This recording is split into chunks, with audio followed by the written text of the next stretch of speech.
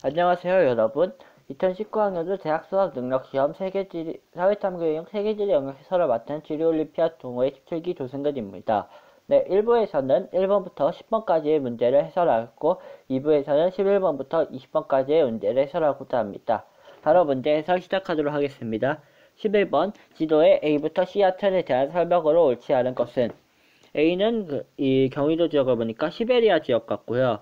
B는 위도를 보니 겐지스강 지역, C는 아마존강 지역입니다. 정확한 명칭으로 이 강은 오비강이라는 그 강이고요. B는 겐지스강, C는 아마존강입니다. 1번 A는 하구의 결빙으로 인해 봄철에 범람이 자주 발생한다. 위도를 보세요. 위도를 70도 지역이에요. 거의 이 지역은 결빙이 자주 되고 이 녹고 봄철에 기온이 영상으로 상승하면 녹으면서 범람이 발생하는 지역이죠. 그러면 1번은 맞고요. 2번 B는 인도양으로 유입된다. 방글라데시 지역인데요. 여러분들이 아까 문제가 여기 국가에서 따로 없는데 15번 문제를 조금 이따 보시면 인도가 나와 있잖아요. 제일 왼쪽에. 네, 그러니까 여기 볼까요? 여기에 인도가 나와 있는데 이 사이에 이 존재하는 곳이 방글라데시고요. 이 방글라데시를 관통하는 것이 바로 겐지스강입니다. 그래서 인도양을 유입되는 게 맞고요. 3번 아마존강은 유역 면적이 세계에서 가장 넓은 하천이다. 아마존강이 세계에서 유역 면적이 가장 넓은 하천이 맞아요. 그리고 세계에서 가장 긴 강입니다. 원래 2011년까지만 해도 나일강이 앞서 있었는데 길이를 재보니까 페루부터 발원한다고 하는 것이 알려지면서 나일강이 가장 길다. 그렇게 세계의 순위가 바뀌었습니다. 4번 A와 C는 건조기후 지역을 관통하는 외래하천이다. 여기라면 아마 건조기후를 생각할 수 있겠죠. 다만 여기는 열대 우림기후 지역이기 때문에 실제로 건조기후는 존재하지 않으며 여기는 기후가 60도 이상이기 때문에 건조기후가 존재할 수 없는 환경입니다. 그래서 건조기후 지역 관통한다. 이게 틀렸죠. 정답은 4번입니다. 5번 B와 C는 하구에서 계절에 따른 유량 변동률이 크다. 이것을 유황이라고 하는데요. 겐지스강은 이것이 몬순 기후의 지역에 속하기 때문에 비가 오지 않을 때와 올 때의 기온 유황이 차이 변동량이 크고요. 아마존강도 이 하구 지역 아마존강은 반대로 AF 기후 지역이기 때문에 연중 강수량에 걸려서 유황이 작은 편입니다. 그래서 비가 C보다 하구에서 계절에 따른 유량 변화가 즉 유황이 크다는 것을 볼 수 있겠죠. 정답은 4번입니다. 12번 다음 자료에 대한 분석을 옳지 않은 것은 삼각그래프를 보는 방법이네요. 오세아니아, 확대를 조금 해드릴게요. 오세아니아, 앵글로 아메리카, 라틴 아메리카 이렇게 지역이 나와 있고요. 그럼 남은 지역은 앵글로 아메리카, 아시아, 아프리카고요. 세계 인구 규모 상위 10개국이 나와 있네요. A 지역은 0세에서 14세 인구 비중이 높은 것을 볼 수 있고요. 이쪽으로 봤을 때는 낮은 편이고 65세 이상 인구는 낮은 편이고 15에서 64세 인구는 높은 편이네요. 즉 아이를 많이 낳는 지역 A는 아프리카 지역이라고 할 수 있겠습니다. B 지역을 볼까요? B 지역은 0세에서 14세 인구는 적고 노년층 인구도 적은 지역. 그럼 중간 지역은 항상 아시아 지역이고요. 유럽은 특징이 있어요. 유럽 지역은 늘 언제나 65세 인구 이상 비중이 높은 것을 볼 수 있습니다. 그래서 유럽이 C일 겁니다. 네, 그러면 이거를 지우고 이 빨간 화살표를 지우고 문제를 풀어볼까요?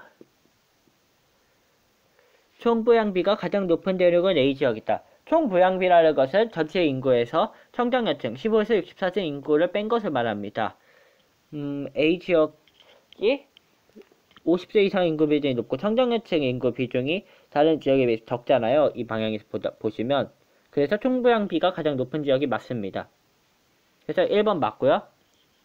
2번 비아시아는 유소년 부양비가 노년 부양비보다 높다. 그 청장년층의 비중은 고정이 되어 있으니까 절대값인 위를 비교해야겠죠.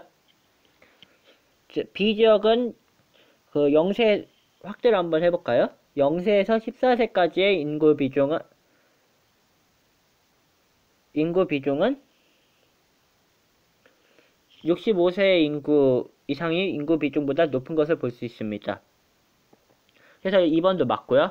3번 인구 규모 1위 국가와 인구 규모 12위 국가의 인구 차이는 증가하였다. 중국의 6억이었는데 14억이 되었네요.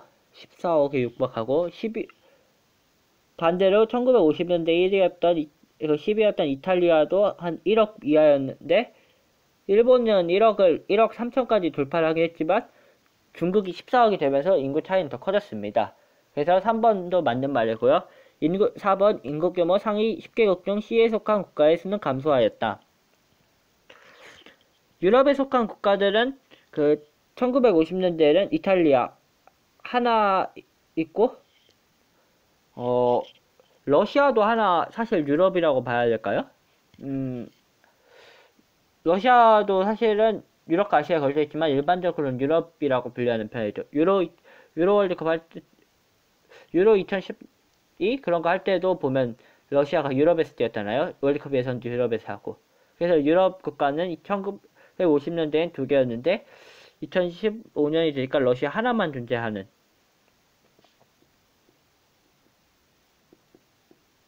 러시아 하나만 존재하잖아요. 그래서 4번도 맞는 말입니다. 정답은 5번인데요. 2015년 인구 규모 상위 10개국에 속한 국가의 수는 아프리카가 아시아보다 많다. 아프리카 국가는 나이지리아 하나밖에 없어. 이건 색깔 다르게 해볼게요. 나이지리아 하나밖에 없는데 아시아는 중국, 인도, 인도네시아, 파키스탄, 방글라데시, 일본.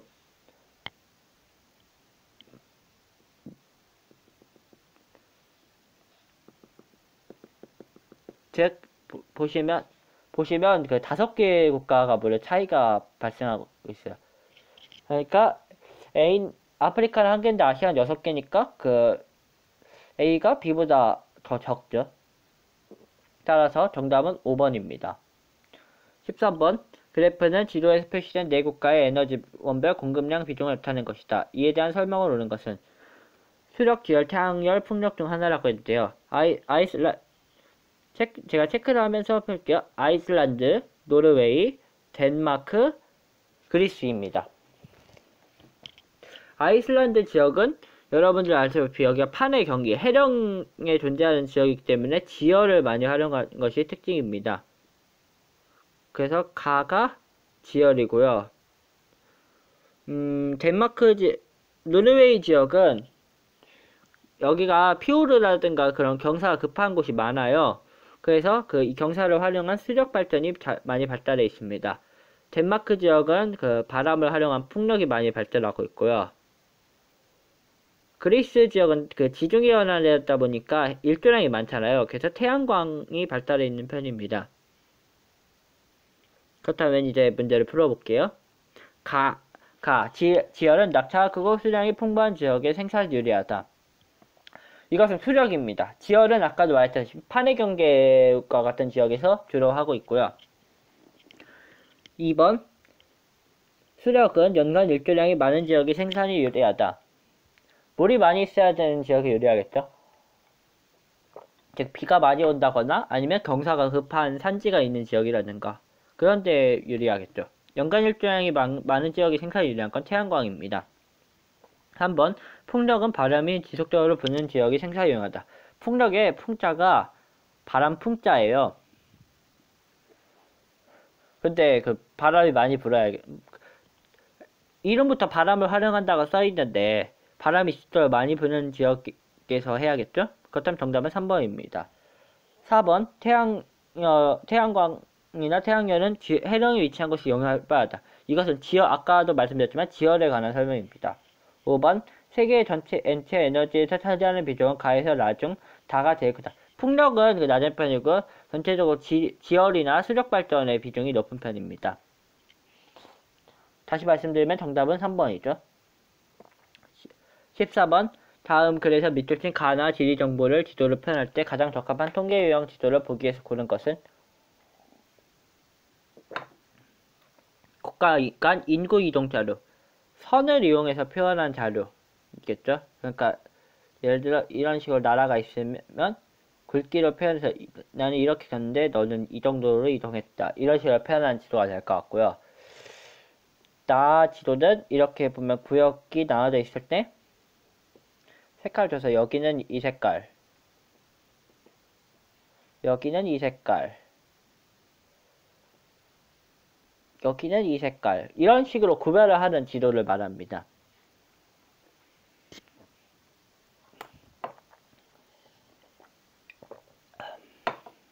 그래서 이 지도를, 가지도를 유선도라고 하고요. 나 지도를 단계 구분도라고 합니다. 그렇다면 아까 제가 그린 지도와 비슷한 지도가 무엇이 있을까요? 이 그림에서 볼까요? 구역은 점으로 표현되어 있네요. 이것은 점묘도라고 하는 지도고요. 니은은 이렇게 선으로 표현된 것이 비슷한 지도입니다. 그렇다면 니은이 가와 같을 것고요. 다는 이렇게 선으로 그 같은 지역을 연결한 것. 이것을 지도학에서는 등치선도라고 합니다. 그 다음에 리을은 제가 이렇게 표시한 것과 비슷하네요. 네, 이렇게 될 것 같아요. 그렇다면 정답 한번 볼까요? 가가 니은이고 나가 리을인 거. 정답은 4번입니다. 이런 그 문제가 한국지리도 나오고 세계지리도 공통적으로 나온 문제라 같이 푸시는 분들 입장에서는 그 비슷한 문제이기에 하나를 대비하면 동시에 두 과목을 함께 풀 수 있는 문제라고 생각합니다.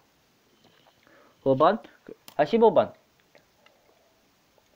그래프는 지도에 표시된 내국가에 의해서 종교별 신장수를 나타내는 것이다. 옳은 것은? 아까 그림으로도 제가 12번 문제 하면서 또 보여드렸는데요. 11번 문제 하면서 보여드렸는데요. 인도, 타이, 아까 2번에서 소크라tes 축제 하면서 나왔던 그 국가고요. 인도네시아, 미국. 이 문제를 시험지 안에서 답을 찾을 수 있었어요. 왜냐고요? 인도네시아와 미국은 인구수가 비슷한데 여기에 나왔잖아요. 미국이 3위고 인도네시아가 4위라고 인구수가. 그렇다면 여기 보면 살짝 더 많은 국가가 하나 있죠? 이 국가가 아마 그렇다면 미국일 거고, 그렇다면 인구가 가장 많아. 아까 인구 2위였던 지역인 인도가 제일 위에. 그 다음에 여기는 인도네시아. 줄여서 인니라고 하죠. 인니라고 표기할게요. 그 남은 지역이 타이죠. 즉 이렇게 유추를 할 수 있는 겁니다. 시험지에서 답을 찾을 수도 있었어요. 인도는 여러분들이 아시는, 그러니까 힌두교가 가장 많은 지역이죠. 그러면 인도에만 있는 게 C잖아요. C가 힌두교고요. B는 인도에도 있고, 인도네시아에 많이 있네요. 인도네시아는 그 동남아 국가 중에서 이슬람교 비중이 가장 높은 국가입니다. 그래서 B가 이슬람교고요. A는 미국에서 높아요. 서양권에서 가장 높은 그 종교는 크리스트교죠. 그 다음에 D는 타이에서 높네요. 타이에서 높은 것은 타이가 불교적이 많이 있다고 하잖아요. 실제로 이곳에서는 불교가 많이 유행하고요. 동남아 북부 지역은 불교가 많이 발달해 있는 편입니다. 그래서 D는 불교입니다. 자, 그럼 문제를 풀어볼까요? 크리스트교는 보편 종교, 이슬람교는 민족 종교로 불린다. 민족 종교는 이 네 가지 중에 힌두교밖에 없어요. 나머지 세 개는 다 보편 종교죠. 2번, 힌두교는 하나의 신만을 믿는 유일 신교이다. 힌두교는 브라흐마, 비슈누, 시바신 이런 식으로 여러 신들이 있잖아요. 그러한 신들을 모두 숭배하는 다신교입니다. 3번, 불교의 최대 성지에는 모스크와 카바 신전이 위치한다. 부다가야예요. 불교의 성지는. 연꽃에서 발원했다고 하는 것이죠. 여러분들이 인문사회 계열, 이 문제를 보신 대부분의 인문사회 계열이니까 아마 윤리학 사상 과목을 배운다면 이 부다가야 성지에 대해서 조금 설명을 들을 수도 있는데, 연꽃에서 발언을 했다고 하죠. 그러한 설도 있고요. 실제로 이 지역에 하면 모스크바 카바시절이 아니라 부다가의 성지가 있습니다. 그래서 3번 틀렸고요. 4번 힌두교와 불교의 발상지는 서양에 위치한다. 힌두교의 발상지는 인도고요. 불교의 발상지는 계속 얘기했지만 부다가야 지역입니다. 5번 정답은 5번인데요. 전세계 신자 수는 ABC 순으로 많다. 왜냐면요. 힌두교가 인도 사람들이 많이 믿는데 인도의 인구가 12번에서 보셨다시피 세계 2위잖아요. 여기서 보면 이렇게 많이 있는 것도 볼 수 있고요. 오히려 불교는 여기 손에 꼽아야 되기도 하고요.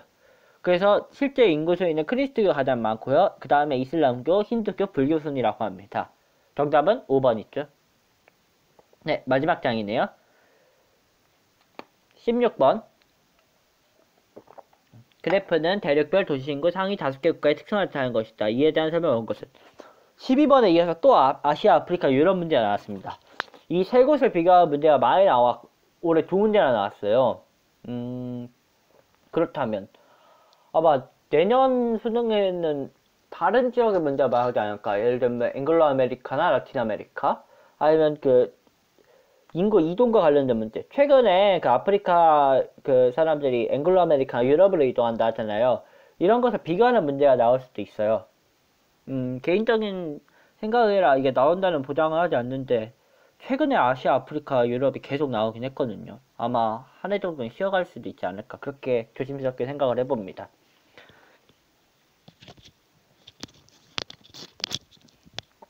네, 문제 풀어볼까요? 가나다에 왔을 때, 다 지역이 뭔가 인구가 많은 지역이네요. 그렇다면, 이 세 곳의 대륙 중 가장 인구가 많은 지역이겠죠? 이제 도시 인구가 거의 7,500만 명이 이를 정도면, 이런 지역은 미국이라든가 그런 데밖에 없는데, 미국이 이렇게 아메리카나로 빠졌으니까 아마 여기가 아시아 지역이 될 것 같고요. 도시화율이 높은 지역, 가와 나는 인구는 비슷한데 도시화율의 차이가 있네요. 그렇다면 조금 더 선진화된 지역인 유럽이 나 지역이 될 것 같고요. 그 개발도상국적인 가가 아프리카일 것 같습니다. 아프리카는 유럽보다 세계 인구에 차지하는 비중이 높다. 네, 그럴 수밖에 없죠. 아프리카는 국가 수만 53개예요. 반면 유럽은 국가 수가 그보다 적고요. 그리고 유럽은 1억이 넘는 국가가 없는데 아프리카에는 1억이 넘는 국가 하나 있습니다. 그 위에 문제에서도 보시다시피 나이지리아라는 국가가 인구가 1억이 넘습니다. 그래서 1번은 맞고요. 2번 유럽은 아시아보다 산업화 시기가 이르다. 산업혁명의 시작은 영국입니다. 1600년대 후반에 1700년대 초반에 석탄 산업을 이용한 다음에 와트나 뉴커먼의 증기기관을 활용해서 석탄공업이 더 발전하게 된 그 시작점이 바로 유럽이죠. 오히려 아시아는 그 일본의 메이지 유신인 이유나 아니면 중국의 홍콩이 영국의 강제 지배를 받게 된 이유, 그때부터 산업화가 시작되었다고 봐야죠. 200년 이상의 차이가 납니다. 2번 맞았고요. 3번 아프리카는 유럽보다 1인당 국내 총생산 GDP가 적다. 그로스 도메스틱 프로덕션을 봤을 이라고 하죠. GDP를. 아프리카는 유럽에 비해서 개발도상국이 많다 보니까 1인당 국내 총생산이 적을 수밖에 없어요. 4번 중국은 인도보다 연평균 도시인구 증가율이 낮다. 12번 문제에서 보셨다시피 또 인구 얘기로 나오니까 다 12번이 계속 나오네요. 인구가 가장 많은 중국은 도시인구가 많고 그 다음이 인도인데요. 사실 중국이 여기고 이 작은 원 말고 이 큰 원. 그 다음에 인도는 여기 이건데요.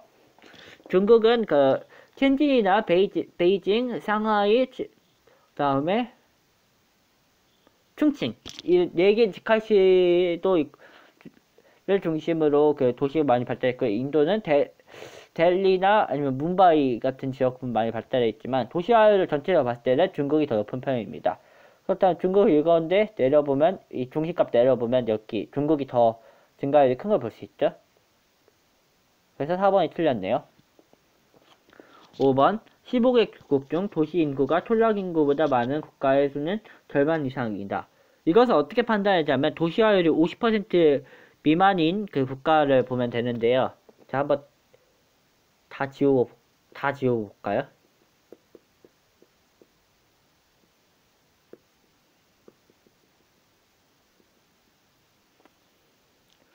대략적인 50% 선을 그어보겠습니다.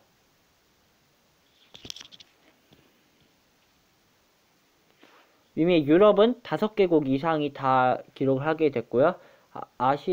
아프리카도 2개국, 그 다음에 아시아 지역은 3개국 정도가 했으니까 15개 중에 10개, 절반 이상을 넘네요. 그래서 정답 5번입니다. 여담으로 그 하나 추가 정보 알려드리자면 여기가 정보가 높은 것을 볼 수 있네요. 아마 이 지역은 그 도쿄, 일본 지역일 수도 있고, 일본인 것 같아요. 일본이 그 공업지대가 많이 발달해 있고 아시아에서는 가장 선진국이라고 불리는 국가이기 때문에 도시화율이 가장 높을 수밖에 없겠죠. 그리고 도시 증가율이 0%라고 했는데 여러분들도 뉴스를 보시잖아요. 일본이 그 고령사회 초고령사회 위기까지 들었다고. 그러다 보니까 아마 도시 인구 증가율도 이렇게 다른 지역에 비해 낮은 것이 아닌가 그렇게 생각을 할 수 있을 것 같습니다. 아무튼 정답은 4번이고요. 네, 다음 문제 볼까요? 17번. 다음은 세계지리 수업 장면을 읊고 있다. 옳은 대답한 학생을 보는 것은? 차드오 범위를 물어보는 것인데 이 범위인데 이렇게가 말라버렸어요. 이렇게만 존재하고. 이것을 그러니까 이 주변이 육화가 되면서 물이 증발하는 것으로 우리 세계지리 교과에서는 사막화라고 표현합니다. 나는 북극권 해빙 시 아이스의 변화인데요. 북극권 협약을 변화한 거. 북극 얘기 나오면 무조건 진짜 거의 정설이죠. 지구온난화입니다. 그렇다면 사막화와 지구온난화 같이 풀어볼까요? 사막화는 장기간 가뭄, 과도한 방목이 원인이에요. 비가 안 오고 그 물을 계속 쓰니까 호수가 마를 수밖에 없겠죠? 그럼 감 맞고요. 이거 1번으로 오해할 수 있으니까 다시 그어드릴게요. 사막화로 드러난 호수 바닥 대부분 농경지를 이용하고 있어요. 아닙니다. 이곳은 그 증발을 하면서 이것의 모래야 속에 존재하는 염분들이 올라오면서 오히려 농사를 지을 수 없는 죽음의 호수로 변했다고 합니다. 그래서 농경지가 아니라 쓸 수 없는 땅이 된 것이죠. 틀렸고요. 지구온난화의 주요 원인 중 하나로 온실가스 증가를 들 수 있어요. 네, 온실가스 증가하는 것 때문에 우리가 발생하는 열들이 다시 지구로 돌아오면서 지구의 온도를 높이는 데 일조를 하고 있죠. 그럼 정답은 2번이고요. 지구온난화에 대응하기 위해 국제사회는 환경보호를 위한 바젤 협약을 체결했어요. 바젤 협약은 폐기물과 관련된 협약이에요. 환경보호 관련된 것은 2020년, 그러니까 내년 제가 강의를 찍고 있는 지금 2019년 시점으로는 내년에 폐기되는 교토의정서와 그 이후에 적용되는 파리 기후변화 협약 아니면 그 몬트리올 의정서와 같은 의정서들이 지구온난화를 위한 그 협약이라고 할 수 있겠습니다. 그래서 정답은 2번입니다. 18번. 지도에 표시된 A에서 E 지역에 대한 설명으로 오는 것은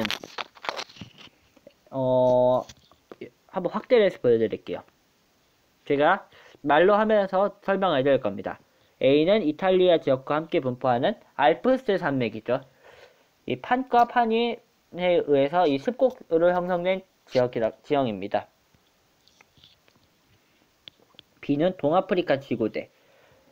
지리학에서는 지구대라고 하고 지질학에서는 열국대라고 하는데 둘이 같은 말이니까 열국대라고 써있는 교과서가 있다고 해도 크게 혼동하지 않으셔도 돼요. C는 이 인도양판이 걸쳐있는 인도네시아 수마트라 섬입니다. 2014년에 이곳에서 대지진이 발생하여 많은 인명피해를 남겼죠. D는 에팔레티아 산맥 같은데요. 에팔레티아 산맥은 고기 습곡 산지로서 이곳에서는 어떠한 지각 활동이 크게 발달하지 않습니다. E는 안데스 산맥이자 칠레나 페루 연안을 따라가는 산맥인데요. 그 중에서도 이 지역인 칠레 지역은 아마 아타카마 사막과 인접한 그 산맥 지역인 것 같습니다. 그렇다면 이제 문제를 풀어볼까요? 알프스에서는 새로운 지각이 지속적으로 형성되고 있다. 알프스는 이미 지각 형성 작업이 끝났어요. 그 지역의 구조를 보면 이렇게 산이 있고 판이 있는데, 이게 판이 습곡을 하면서 여기 섭입하다 보니 여기 산이 더 높아지는, 그러니까 새로운 지각은 생기지가 않나요.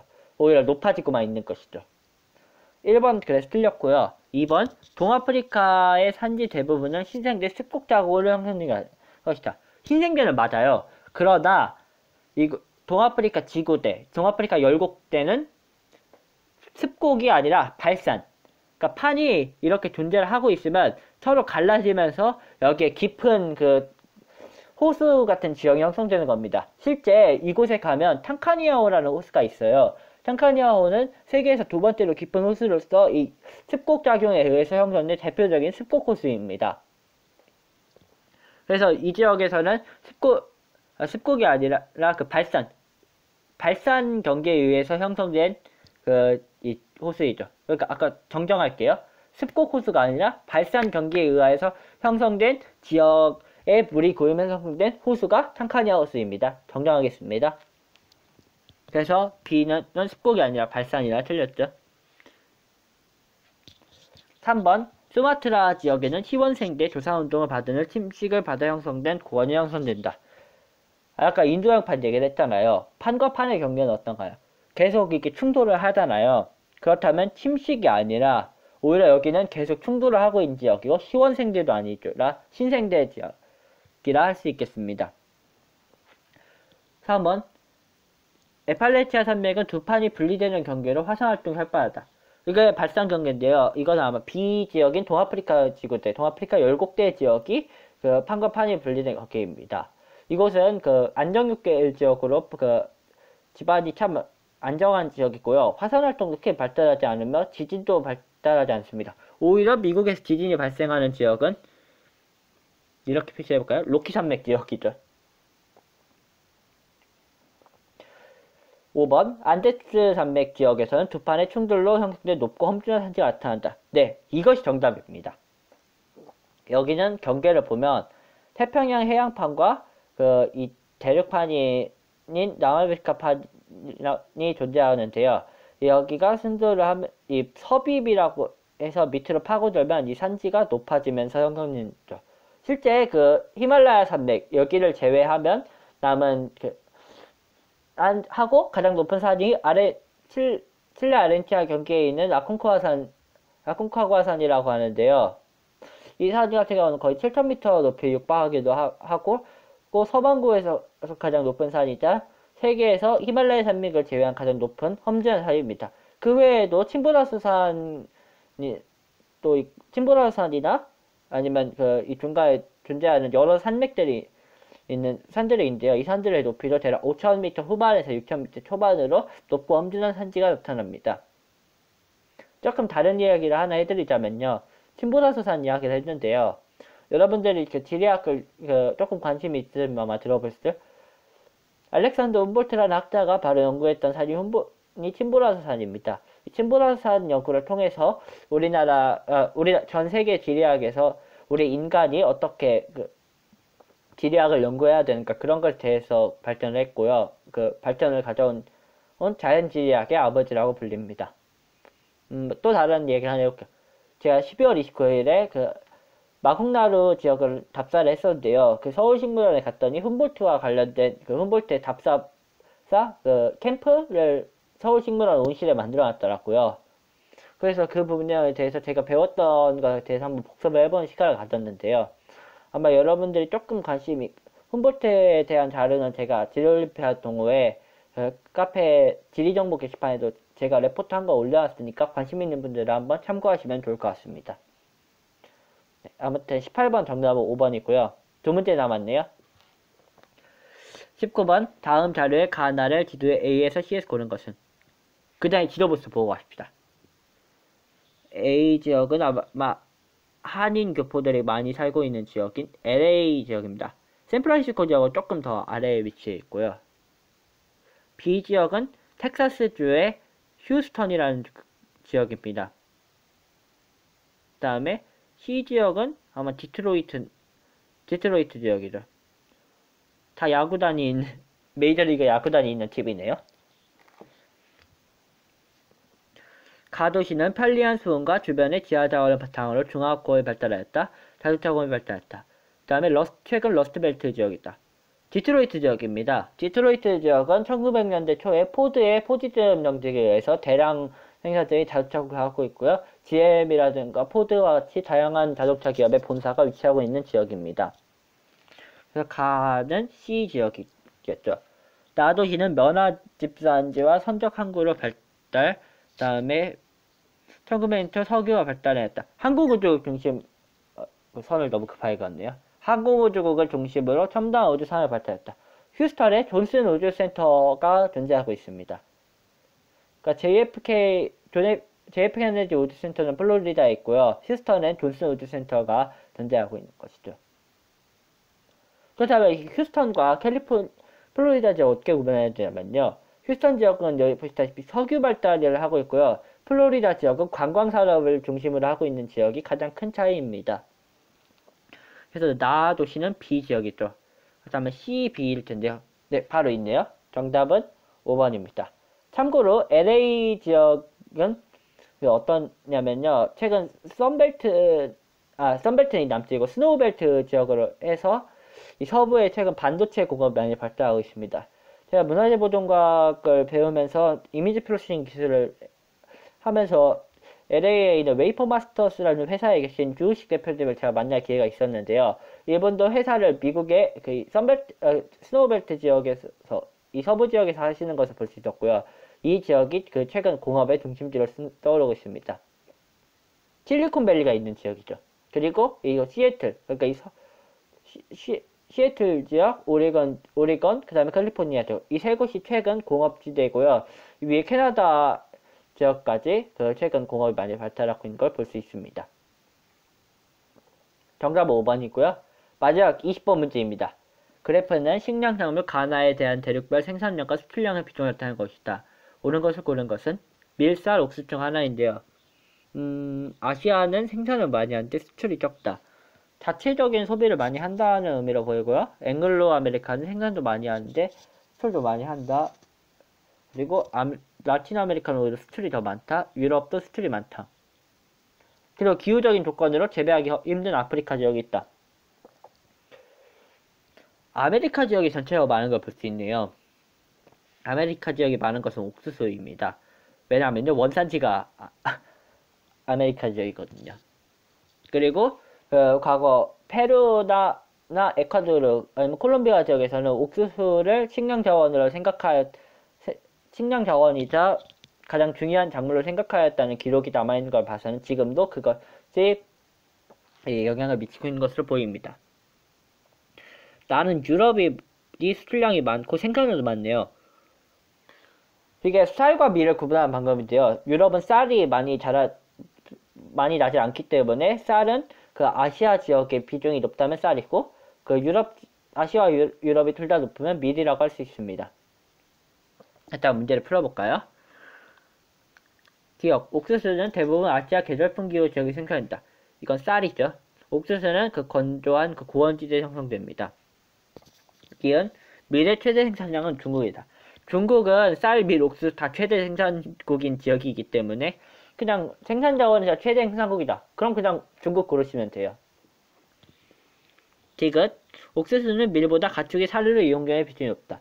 밀은 우리나라 주식으로 하는 데는 비율이 높고 옥수수 주식 비율이 높지만 옥수수 같은 경우는 동물의 사료 또는 바이오 연료로 많이 활용되고 있습니다.